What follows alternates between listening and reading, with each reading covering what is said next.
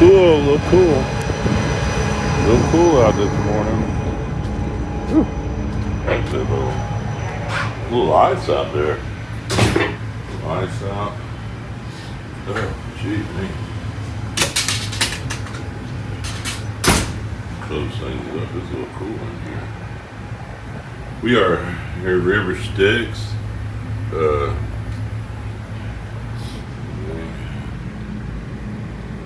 River Styx light right here above Liable. Waiting for tow work. We gotta pick up our last two. We got 23. We'll fill out the 25. Slide them two out. Pick up a couple. Anyway, I got new video uploading this morning, and I've got a couple. I may upload two today. I'm gonna try. I've got enough footage, but I got some. The first video is the finish of northbound stuff, northbound New Madrid to Cairo, and then the second one I got footage last night. We're southbound now, and I got footage of a little bit of footage of me flanking Island 14 last night, and kind of hate to report this morning, but there was a boat that I guess ended up running aground or something. Anyway, one of the southbound boat that was following me down last night, they didn't make it. I think they stubbed their toe somewhere around that area. I hadn't heard broadcast yet this morning. There was a pilot just passing on to me earlier. Anyway, up there around Little Cypress, Island 14 area, they got the river shut down, so hopefully it won't be too big a deal. Maybe they just will stop and go, maybe. That's optimistic thinking. But anyway, I got some footage. It was when he said that, I knew the area. I was like, oh yeah, I bet it was probably Island 14, because it was a weird. Everybody's doing it, and so I'm sure some of these other guys will comment on how they handled it. But with this 6,000, it was a slow, fast. That's how it went. It was a double flank in there. Basically, the upper end of it.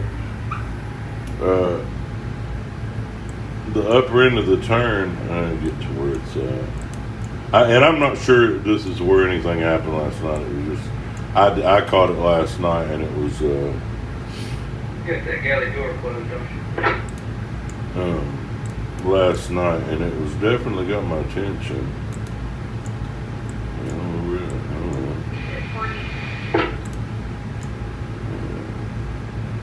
Yeah, Island 14. Here we go. See, it was it's tight right down around here, and so I was coming down, and I started my flank here, and it was I really had to check it down right here. It was like I got down to 2 miles an hour to get it to where that head would swing in, and then once she got down here, she just steadily picked up speed, and so I got about right here, and then it was a point right here where I told the pilot this morning, I told Bill, I said a younger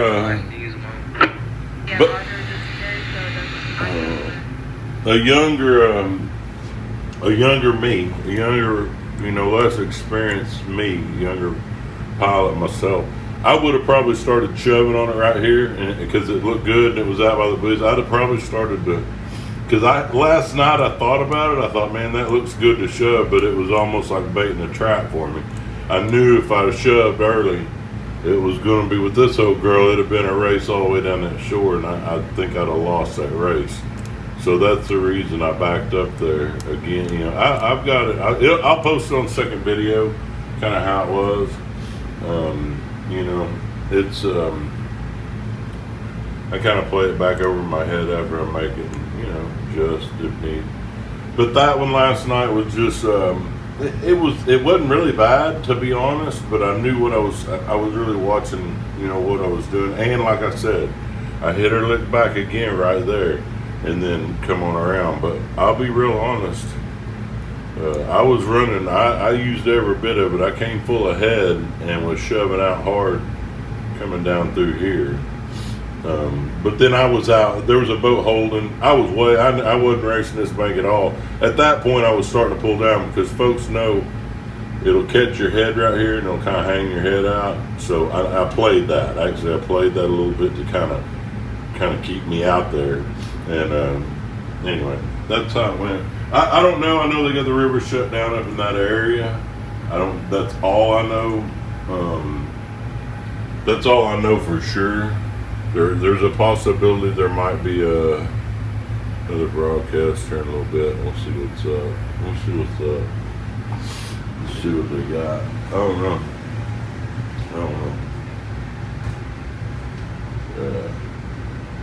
But it's a pretty morning. Beautiful morning. It's cool out too. So we had a little ice. Cap said, or Bill, pilot said, they had big snowflakes this morning, and my wife sent me a picture from last night from Oklahoma City, and they had snow on the ground. So anyway, pretty morning, really pretty morning. But yeah, it's been pretty treacherous coming down. I'm not gonna lie. It's not been bad. Here's the situation though. These barges are loaded to 9 foot. They usually would be loaded to about 12. Well, more than what they are. They'd probably be loaded down to 11 foot at least. So there's a lot more. Yeah, that's just beautiful. See, that's slick. That's ice. That's ice. Look at that. I even forgot what I was talking about. Look at that.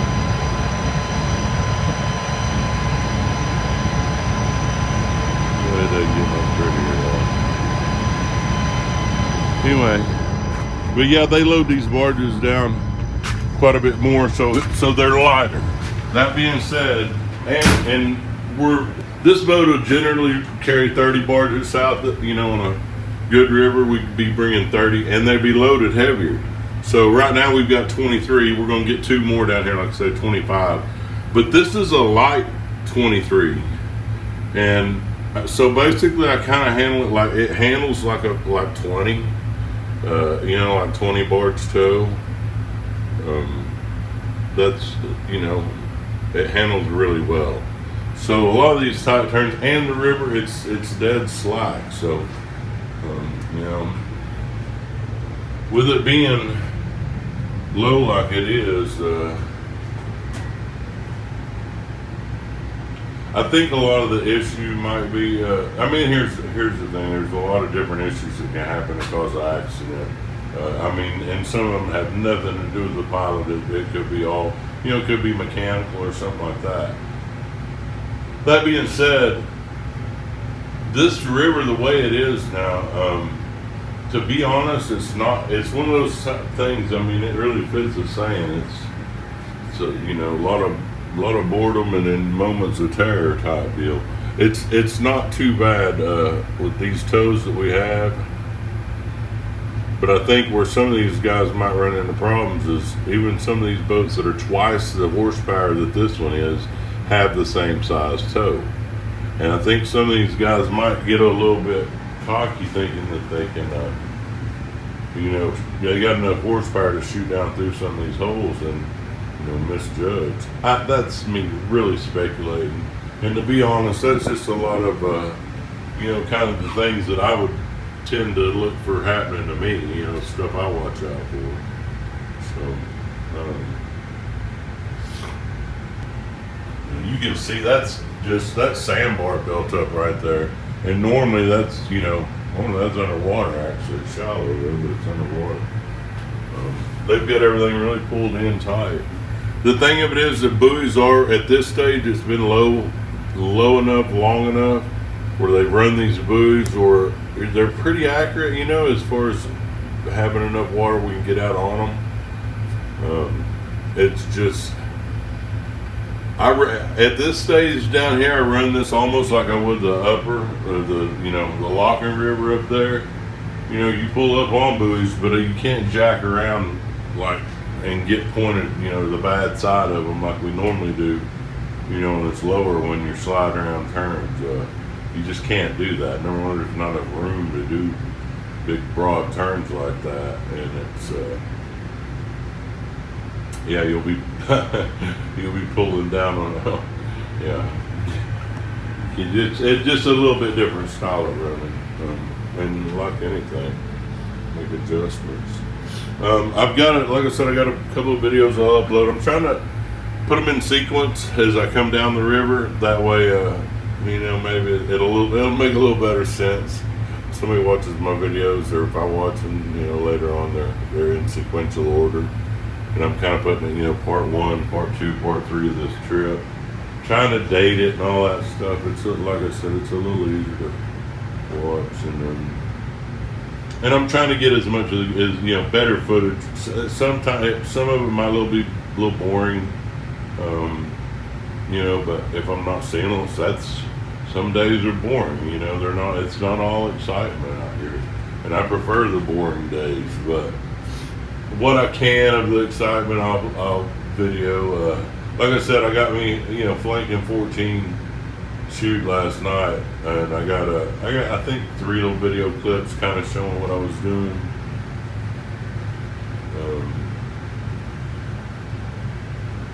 But yeah, hey, I appreciate it. I appreciate y'all giving me. Appreciate that. It's neat for me. I mean, to be real honest, there's a lot of neat stuff going on this trip for me that I comment on a little bit in the videos, but I know there's more to come.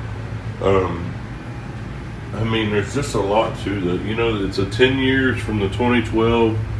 We had the, you know, extreme low water, and man, I'll literally start almost tearing up thinking about that, because that was one of the last trips, the last time I rode with Eddie Wilson, man, before he passed away. Yeah, we had let me just say, me and him were outlaws. We basically had a mini film crew. My ex-wife and we had a TV producer lady that we got on. We had, without permission,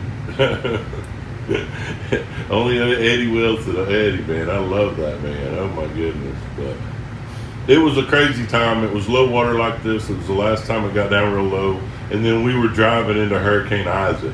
I mean, it was like these crazy. It was a crazy situation, and yeah, anyway. Somewhere there's footage of all that trip somewhere. But anyway, it's a beautiful morning, crystal clear morning. We're waiting on Fleet Space down here to pick up our last 2. Here at Pliable, there's a boat down there. When he gets out, he gets out of there, then we'll go down. So, having my morning coffee, and I had a good enough signal, so I thought I might try to do a little live streaming. And I'm uploading too. I had to do a little editing and trying to get stuff done when I had a little time. Somebody wants to know who I work for. Western Rivers Boat Management. I work for Charles Strait. Charles Strait is who I work for in the Strait family. One of the last that I know of, you know, it's family-owned towboat company, and one of, you know, as far as that has a fair amount of boats, family-owned company that I work for, and yeah, I like them. Good folks, great folks. Let me restate that, great folks. And this boat, the Stone Strait, is named after. This vessel right here is named after Jason's son, the youngest of Charles' kids, and I think it's his boy. Yeah, that's who this boat's named after, the Stone Strait.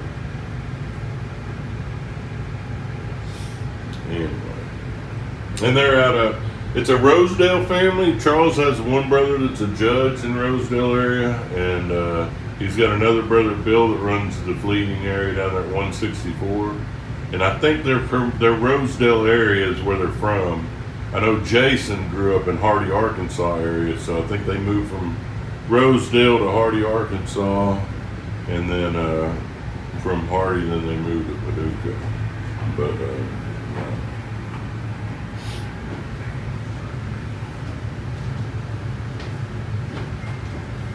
busy, man. Y'all go down. I'll be back. I'll let you know.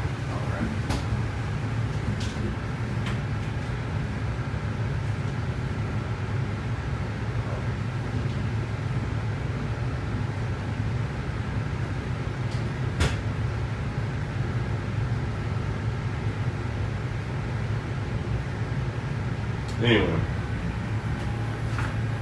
let me get off here. Pay attention. Let the guys do their work. Pretty morning. I'll get the videos up. Like I said, I'm doing some editing, and I got a little downtime, and I got decent signal, so at least get one of them up, and possibly two. So we'll see. Finish my coffee. And, shine bright. Woo. Big yellow ball in the sky is shining now.